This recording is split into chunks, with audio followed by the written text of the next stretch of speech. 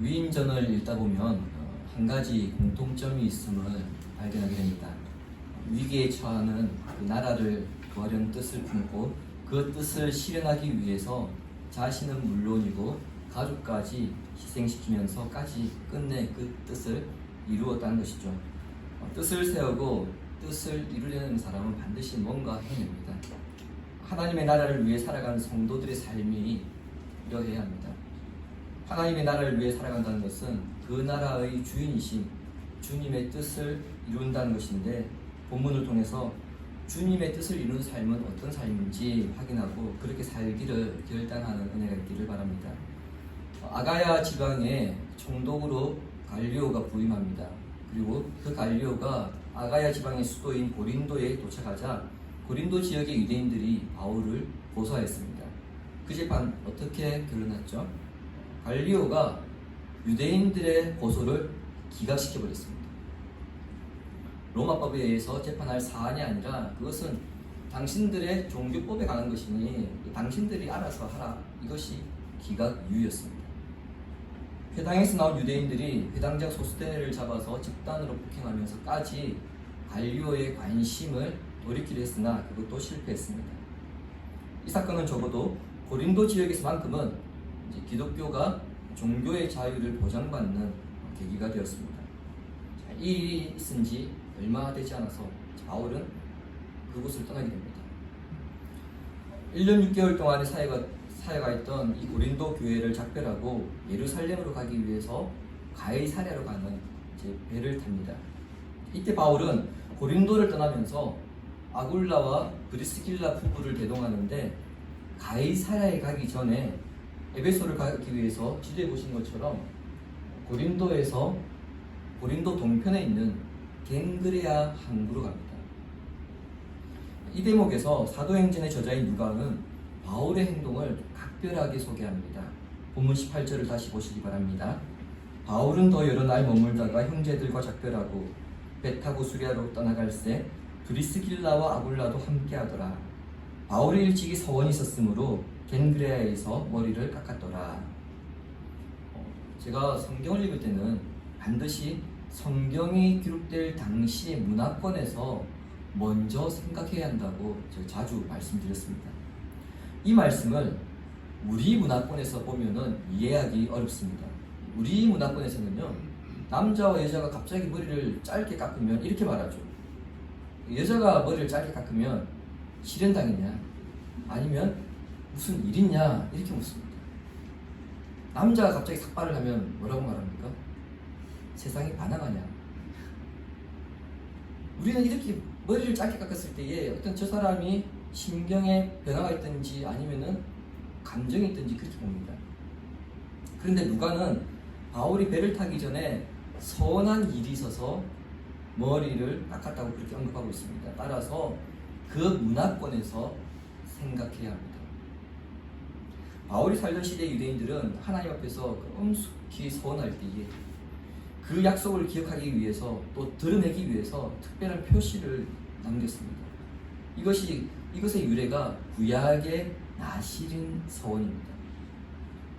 나시린이란 일평생 또는 한시적으로 자신을 구별하여서 하나님께 바치기로 한 사람입니다.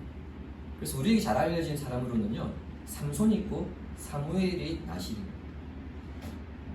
민수기 6장에는 나시린이 그 서약을 하는 동안에 지켜야 할 3가지가 있습니다. 첫 번째는 포도주나 독주를 마시면 안 되고요. 두 번째는 무엇입니까? 부정한 것. 여기서 부정한 것이란 보통 시체를 말합니다. 시체를 가까이 하면 안 되고요. 세 번째는 무엇입니까? 몸에 칼을 대지 않는 것. 털을 깎지 않는 것을 말합니다. 머리 깎지 말라는 거죠. 자, 이런 점에 비춰볼 때 바울이 삭발을 했다는 것은 바울의 서원이 무엇이었는지는 알 수 없어도 그의 서원이 종료가 되었음을 보여줍니다. 그 서원의 내용에 대해서 학자들은 거의 대부분 이렇게 추정합니다. 바울이 사역했던 이 고린도, 사역하기가 사실은 굉장히 쉽지 않은 곳이었습니다. 굉장히 어려운 곳이죠. 따라서 복음 사역을 감당하기 결코 쉬운 도시가 아니었기에 자기는 일찍 가고 싶었으나 주께서 바울에게 그 고린도에 더 머물러 있으라고 하셨을 때에 바울은 제가 이 지역을 떠날 때까지는 머리를 깎지 않겠습니다. 그렇게 서원을 했다고 봅니다. 여하튼 서원이 완료되었기 때문에 이 서원이 공식적으로 완료되었다 그 표시로 바울이 삭발을 합니다. 자, 이건 역시 구약의 율법에 명시되어 있습니다. 주보에 민수기 6장 18절 19절 보시기 바랍니다. 자기의 몸을 구별한 나시리는 회막문에서 자기의 머리털을 밀고 그것을 화목제물 밑에 있는 불에 둘치며 자기의 몸을 구별한 나시린이 그의 머리털을 민 후에 제사장이 삶은 순양의 어깨와 광주리 가운데 무교병 하나와 무교전병 하나를 취하여 나시린의 두 손에 두고, 나시린의 서원을 끝내는 사람은 성막문으로 갑니다. 성막에 가서 거기서 번제물과 속죄제물, 화목제물, 소제물을 드린 다음에 서약 기간 동안 자랐던 그 머리를 완전히 삭발을 합니다. 그래서 화목제물을 태운 그 불에 그 이제 자른 머리카락을 넣음으로써 그 모든 나시린의 의식이 이제 종료가 되는 겁니다. 자, 이런 점을 비춰볼 때에 바울은 서원의 만료 시점에 그 머리를 삭발한 것임을 알 수가 있고요. 누가도 이런 차원에서 바울이 삭발했다고 18절에서 언급하고 있습니다. 자, 바로 바울의 이러한 의식에는 두 가지 의미가 담겨 있습니다. 첫째, 고린도에서 힘든 사역을 감당할 수 있었던 것은 때를 따라 도우시는 하나님의 은혜가 있었기 때문에 가능했다는 고백이 담겨 있습니다. 그렇게 볼 때 바울이 삭발한 것은 하나님의 은혜에 대한 감사의 차원이라 그렇게 볼 수 있겠죠. 둘째로 바울이 서원을 종료한 시점에 삭발했다는 것은 그가 율법을 완전히 거부한 사람이 아니라는 것을 보여줍니다. 바울이 로마서와 갈라디아에서 보면은요, 구원은 율법을 행함이 아니라 오직 믿음으로 말미암는다 이렇게 이야기하고 있습니다. 그리고 우리 사도행전 계속해서 봐왔지만은 바울이 가는 곳마다 유대인들과 논쟁할 때에 구원은 예수 그리스도를 믿음으로 주어지는 것이다 이렇게 이야기하고 있습니다. 그러다 보니까 많은 분들이 이런 오해를 합니다. 바울은 율법을 완전히 거부한 사람이구나, 이런 오해를 합니다. 그런데 여러분 잘 기억하셔야 될 것은 바울은 율법 자체를 반대한 것이 아닙니다. 율법을 지킴으로써 구원을 받으려고 하는 그 잘못된 신앙에 대해서 반대한 것이지 율법 자체를 거부한 것이 아닙니다. 이 부분을 절대 오해하시면 안 됩니다. 바울 역시 혈통적으로는 유대인입니다. 그가 법적으로는 로마인이지만, 로마 시민권을 가진 사람이지만 혈통적으로는 유대인의 피를 가진 사람입니다. 따라서 그가 구약의 전통에 따라 행동하는 것은 전혀 복음과 배치된 것이 아닙니다. 마치 이런 것이죠. 우리가 그리스도인이죠. 우리 크리스찬입니다. 우리 크리스찬이라고 해서 우리 전통적으로 내려오는 추석과 부정을 안 지킵니까? 지킵니다. 때로는 우리가 동짓날에 팥죽을 먹습니다. 그리스도인임에도 불구하고 우리 그 문화이기 때문에 우리 그 문화를 지켜갑니다. 바울도 그런 차원에서 율법을 지켰다는 겁니다.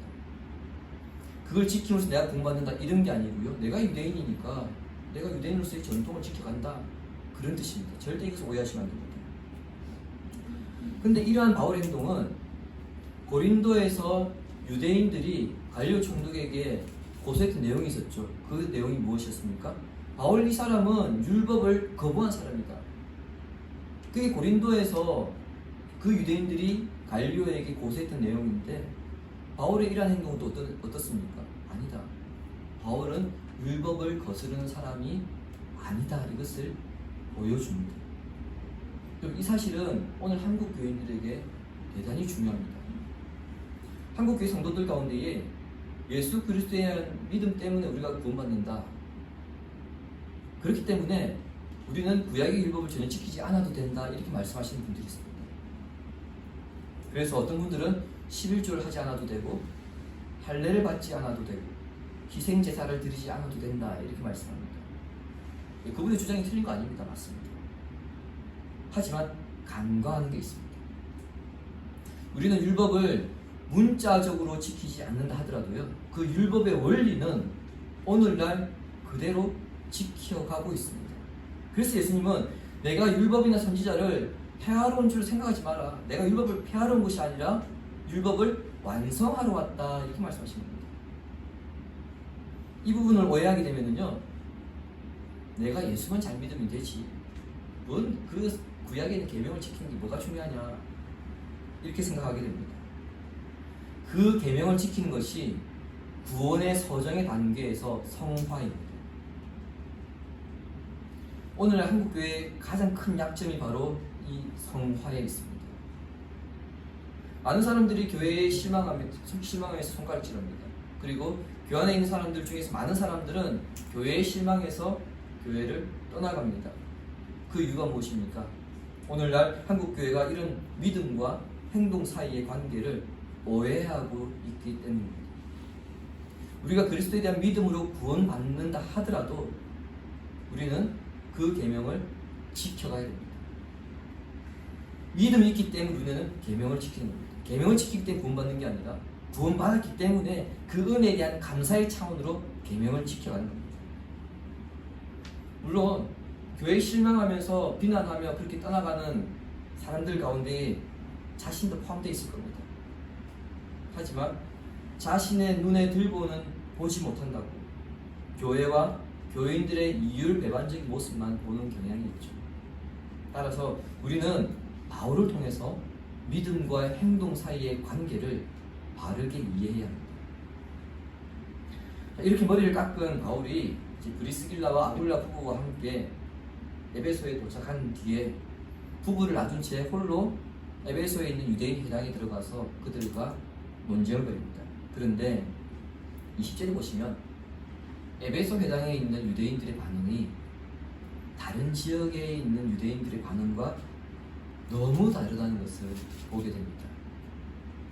논쟁의 주제에 대해서 본문에 언급되어 있지 않지만 지금까지 우리가 살펴본 사도행전의 내용을 토대로 본다면 메시아에 대한 예언 성취, 즉 메시아가 예수가 곧 그리스도이다, 이게 바울이 했던 이야기일 겁니다. 이런 주제의 논쟁을 유대인들이 모이는 회당에서 바울이 했다면 당연히 그 다음에 뒤따르는 반응은 바울을 핍박하든지 박해하든지 그 회당에서 쫓아내는 것이 당연한데, 오히려 유대인들이 지금 바울을 붙잡고 있습니다. 좀 더 이야기해달라. 지금까지 바울이 봐왔던 행동과는 너무 다른 모습입니다. 이와 같은 일이 일어났던 것은 겐그레아에서 서원을 종료할 때 삭발을 했던 것이 그 이유를 알 수 있습니다. 바울을 보니까 자신들과 동일한 히브리어를 사용하고 있습니다. 그리고 서원이 끝나니까 삭발을 하는 이 유대교의 율법을 존중하는 모습을 이 사람들이 바울에게 본 것입니다. 아, 그렇구나. 이 사람은 율법을 반대하는 사람이 아니라 그 율법을 존중하고 그리고 준수하는 사람이구나. 그것을 깨닫고 나니까 그런 사람으로부터 지금까지 듣지 못했던 이야기가 그 사람 입에서 나오는 것을 듣고는 아, 그러면 좀 더 들어봐야 되겠다. 그 호기심이 다가갈 수 있었던 겁니다. 그래서 바울에게 일찍 떠나지 말고 제발 좀 더 남아서 우리에게 좀 더 이야기해 주십시오. 그렇게 부탁을 합니다. 하지만 바울은 이들의 요구를 거절합니다. 만일 하나님께서 원하신다면 내가 다시 올 것이다. 그러면서 그것을 떠나버립니다. 바울이 유대인들의 만류를 뿌리치고 에베소를 떠난 것에는요, 22절에 그 답이 있습니다. 교회에 가기 위해서입니다. 여기서 말하는 교회는 예루살렘 교회를 가리킵니다. 제가 시간 관계상 이게 왜 예루살렘 교회냐 말씀드리기는 좀 긴데 짧게 표현해 드리자면 이렇습니다. 신약 성경에서 예루살렘 교회를 표시할 때는 정관사를 붙입니다. 그래서 그 교회라고 하죠. 근데 우리 한글 성경에서는 그냥 교회, 그 정관사를 빼버리고 교회라고만 번역이 되어 있는데 헬라어 성경에는 정관사가 붙어 있어서 그 교회라고 지칭하고 있습니다. 그 다음에 예루살렘 교회를 지칭할 때는 올라간다, 그렇게 이야기합니다. 예루살렘 자체가 고도에 있고 그곳에 교회가 있기 때문에 또 성전이 높은 곳에 있기 때문에 신약에서 예루살렘 교회 갈 때는 교회에 올라간다, 그런 표현이 있어요. 그런 표현이 오늘 본문에 있는 걸 볼 때에 바울이 가려고 했던 교회는 바로 예루살렘 교회입니다. 나시린의 서원을 종료하는 의식을 마무리하기 위해서 예루살렘 교회에 가려고 했던 것입니다. 앞서 우리가 신명기 6장에 있는 말씀을 보았는데 나실인 서약을 마무리하는 곳이 어디였습니까? 장소가 성막이었습니다. 성막에서 번제와 소제, 화목제물을 드리고 그곳에서 이 자기가 길르던 머리를 태웠습니다. 바울이 예루살렘에 올라가서 교회를 방문하는 것은 신학적으로 예루살렘 성전을 방문하는 것과 같은 의미입니다. 예수 그리스도의 십자가의 죽음과 오순절 성령 강림의 사건은 성전의 의미를 건물에서 성도들의 모임으로 바꿔버렸습니다. 그래서 더 이상 건물이 성전이 아니라 성도들이 모여있는 그 모임이 성전이 된 겁니다. 이런 점에 비추어 볼 때에 바울이 예루살렘 교회의 방문은 나실인의 서원을 최종적으로 완성하는 것이라 볼 수 있습니다. 한편 바울이 떠난 에베소에서는 이제 또 다른 일이 일어납니다. 알렉산드리아 출신의 아볼로라고 하는 사람이 에베소에 도착해서 회당에서 그리스도에 대해서 가르치기 시작한 겁니다. 그리고 그의 가르침을 듣던 브리스길라와 아굴라 부부가 아볼로를 데려다가 자신의 집으로 데려가서는 그리스도에 대해서 자세하게 설명하는 일이 벌어집니다. 이것이 24절부터 26절까지 내용이거든요. 그런데 이 부분의 배경을 이해하고 읽으면 24절부터 26절까지 내용이 대단히 충격적인 장면인 것을 알 수 있습니다. 먼저 아볼로가 어떤 사람인지 봐야 합니다. 24절과 25절에는 아볼로에 대해서 소개합니다. 이 사람이 어떤 사람입니까? 성경에 능하고 일찍 주의 도를 배웠고 예수에 관한 것을 가르친 사람이다. 이렇게 소개하고 있습니다. 일찍 주의 도를 배웠다고 하는 것은 주의 도, 즉 메시아에 관한 말씀을 체계적으로 받았다, 그런 의미입니다. 우리 한글 성경에 약간 이 부분의 번역에 있어서 좀 아쉬움이 있죠. 메시아에 관한 말씀을 체계적으로 가르침 받았다, 이 의미고요. 학문이 많다, 이것은 우리 생각에는 저 사람은 머리에 든 게 많구나, 이렇게 생각할 수 있는데, 여기서 말하는 학문이 많다는 것은 말을 유창하게 잘한다는 겁니다. 근데 단순히 말을 잘하는 게 아니라 머리에 든 것이 많은 사람이 말을 잘하는, 그것을 학문이 많다라고 우리 성경에 번역을 했습니다. 특별히 아볼로의 고향인 알렉산드리아는요, 로마 제국의 수많은 도시들 가운데에 로마 제국의 수도, 로마 다음으로 큰 도시입니다.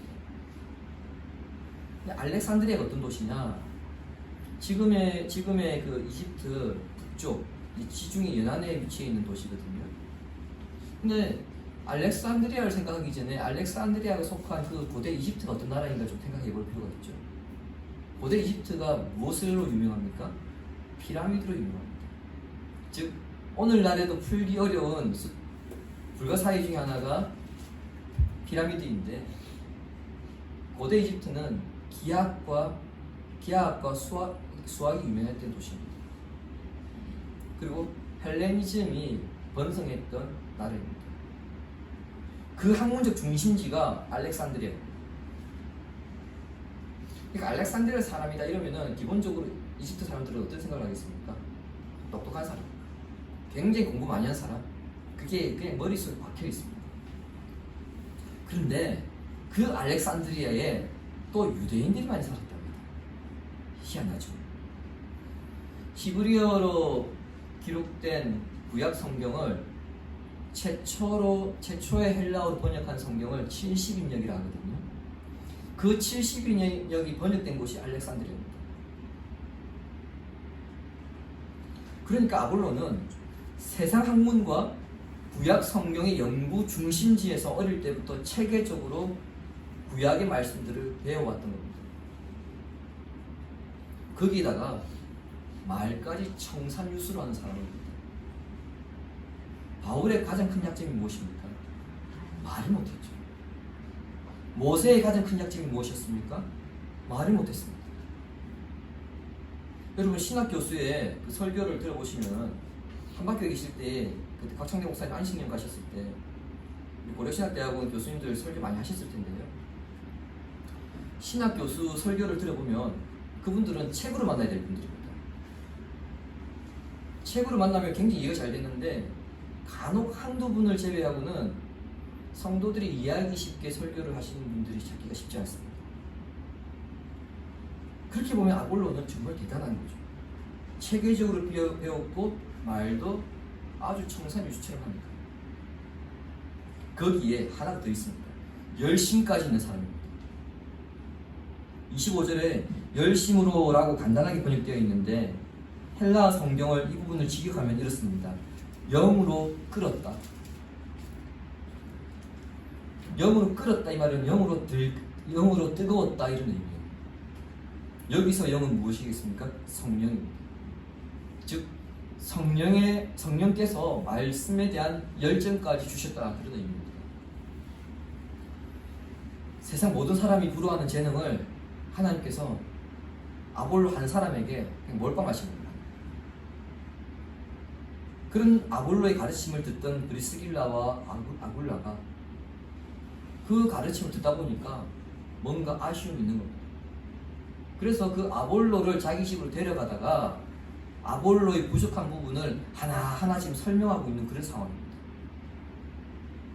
이 장면이 이제 왜 충격적인지 여러분 이제 이해되실 겁니다. 아굴라 부부는 우리 교회로 치면 일반 성도에 불과하겠죠. 아볼로는요 신학 교수급입니다. 아볼로가 지금 아굴라와 브리스길라 부부에게 자신의 부족한 부분에 대해서 지금 설명을 듣고 있는 겁니다. 아직 실감이 안 나십니까? 좀 더 구체적으로 말씀드려 볼까요? 오늘 설교가 끝난 후에 여러분이 오늘 설교가 2%가 아니라 50%가 부족하네? 목사님 잠깐 좀 앉아보십시오. 그리고는 오늘 설교에서 이 부분 이렇고 저 부분 저렇습니다. 그걸 여러분이 저에게 설명할 거 똑같은 겁니다. 이제 이 장면이 왜 충격적인지 이해가 되실 겁니다. 그런데 여기에 우리 사회에서는 도저히 이해할 수 없는 장면이 또 두 군데 있습니다. 혹시 좀 찾으셨습니까? 하나는 브리스길라와 아굴라 부부는 아볼로가 회당에서 가르칠 때에 공개적으로 그게 아닙니다. 어떻게 그것도 모릅니까? 그렇게 말한 것이 아니라 그 모임이 끝날 때까지 기다렸다가 아볼로를 조용히 자기 집으로 데려가서 설명을 해줬다는 겁니다. 제가 아굴라와 브리스길라가 아볼로에게 가르쳤다라고 하는 표현을 쓰지 않고 설명을 해줬다 계속 이렇게 표현하고 있는데요. 실제 헬라어 성경에도 설명을 했다 이렇게 되어 있습니다. 자기들이 안다고 해서 가르치려 들었던 것도 아니고 또한 창피를 줌으로써 자신의 우월함을 드러내지도 않았습니다. 오히려 아볼로의 그 학식과 그 열정을 존중하고 아직 그가 알지 못한 부분을 설명함으로써 아볼로를 존중하는 겸손한 모습을 이 아굴라와 브리스길라 부부가 지금 보여주고 있는 겁니다. 다른 장면은 아볼로는 구약에 능통한 사람입니다. 어떻게 보면 학자입니다. 이 사람. 그리고 구약에서 가리키는 것이 메시아 즉 그리스도임을 알고 있었습니다. 그냥 모르는 게 뭐였습니까? 그리스도가 예수라고 하는 이 사실 몰랐을 뿐이지 그 앞까지는 아볼로가 아주 능통하게 잘 알고 있었습니다. 근데 브리스길라와 아굴라가 아볼로에게 그 예수가 그리스도이다 이 사실을 자세하게 설명을 할 때에 아볼로의 반응, 당신이 뭔데? 당신 나만큼 배웠어? 이렇게 대꾸하지 않고 배척하지 않고 자신이 모르는 부분에 대해서 겸허하게 인정하고 그 설명을 받아들이더라는 점입니다. 정말 세상에서는 결코 볼 수 없는 오늘날 교회에서도 볼 수 없는 그와 같은 일들이 지금 이 에베소에서 일어나고 있습니다. 주님 사랑하시는 신약하신 성도 여러분, 아볼로와 이 아굴라와 브리스길라의 만남 정말 놀랍죠. 그런데 이 아굴라와 브리스길라 부부에게는요 또 다른 놀라움이 하나 더 숨어 있습니다. 지금 제가 이 이야기를 하는 동안 여러분 하나 간과하고 있는 게 있는데 아굴라와 브리스길라 부부가 에베소에 왜 왔습니까? 아, 우리 집이 좀 이사를 갈 때가 됐구나, 가볼까, 이렇게 해서 왔나요? 아니죠. 바울이 가자고 해서 왔습니다. 처음에 자기들의 의지가 아니고 바울이 이 부부에게 에베소로 갑시다 해서 왔거든요. 근데 이 사람들 원래 고린도에 오기 전에 어디 있던 사람들입니까? 로마에 있었던 사람들입니다. 로마에서 천막 장사하다가 쫓겨나서 고린도에 와서 이제 사업으로 자리를 잡은 사람입니다. 근데 이제 좀 자리 좀 잡았다 싶으니까 바울이 에베소로 가자입니다. 그래서 왔더니 정작 바울은 자기는 서원을 마무리한다면서 예루살렘으로 가버렸습니다. 낯선 곳에서 새로 사업을 시작한다는 거 쉽지 않습니다. 낯선 곳에서 교회를 시작하는 것도 쉽지 않은데 사업을 그 당시에 그 문화권에서 사업을 새로 시작한다 생각해 보십시오. 얼마나 어려웠을까요? 그럼에도 불구하고 이들 부부는 고린도에서 마찬가지로 에베소에서도 그들은 사업이 중심이 아니라 복음 중심으로서의 삶을 계속해서 살아갑니다. 아볼로 역시 브리스길라와 아굴라 부부의 설명을 들었을 때에 자신이 미처 깨닫지 못하고 있는 부분이 있었음을 인정하고 귀를 기울여서 그들의 말을 들었을 뿐 아니라 즉시 받아들이고 그 후반에 보면요, 그 말씀을 본격적으로 가르치는 모습을 보여주고 있습니다. 마지막으로 바울은 어떻습니까? 에베소는 지금까지 자신이 거쳐왔던 곳과 달리 자기를 환영하며 붙잡는 분위기입니다. 하지만 그는 그 에베소에 안주하지 않고 자기가 했던 그 서원을 마무리하기 위해서 예루살렘으로 가려고 다시 가이사랴로 가는 배를 탑니다. 바울과 아굴라 부부 그리고 아볼로, 이 사람들에게서 우리는 한 가지 공통점을 발견합니다. 자신의 상황, 자신의 감정, 자신의 일 등 모든 것이 오로지 주의 뜻을 이루어가는데 그 일에 사용되도록 맞추고 있더라는 겁니다. 인기나 자존심, 사업이나 사역 등 모든 것이 하나님의 나라를 위해 오직 주의 뜻을 이루는 일에 맞추고 있음을 보게 됩니다. 하나님은 각 사람들에게 다른 상황을 허락하셨습니다. 그리고 각자에게 다른 재능을 주셨습니다. 여기에는 이유가 있습니다. 로마서 8장 28절 함께 읽겠습니다. 우리가 알거니와 하나님을 사랑하는 자 곧 그의 뜻대로 부르심을 입은 자들에게는 모든 것이 합력하여 선을 이루느니라. 아멘. 각자에게 다른 상황과 각 사람에게 다른 재능을 허락하신 것은 뭐 때문이라고요? 선을 이루게 하기 위해서다. 모든 것이라고 하면 대부분의 사람들이 일반적으로 좋은 것이라고 생각을 합니다. 근데 모든 것이란 말 그대로 모든 것입니다. 여기에는 좋은 것도 있지만 힘든 상황, 어려운 상황, 싫은 것까지 모두 다 포함되어 있습니다. 어떤 상황이든 어떤 조건이든 어떤 사람을 만났던 내가 어떤 것을 가졌든 간에 내가 가진 모든 것이, 우리가 직면한 모든 상황이 하나님의 뜻을 이루는데 사용되도록 해야 할 것입니다. 주신 상황을 받아들이고 순종할 수 있는 믿음으로 여러분의 삶의 현장에서 오직 주의 뜻, 하나님의 영광을 드러내는 데 애쓰시길 바랍니다. 그리하여서 역사의 심판날에 주님으로부터 잘하였도다 착하고 충성된 종, 네가 적은 일에 충성하였으니 나의 잔치에 나의 즐거움에 참여할지어다. 이러한 칭찬을 들을 수 있는 성도가 되기를 성부와 성자와 성령의 이름으로 축원합니다. 아멘.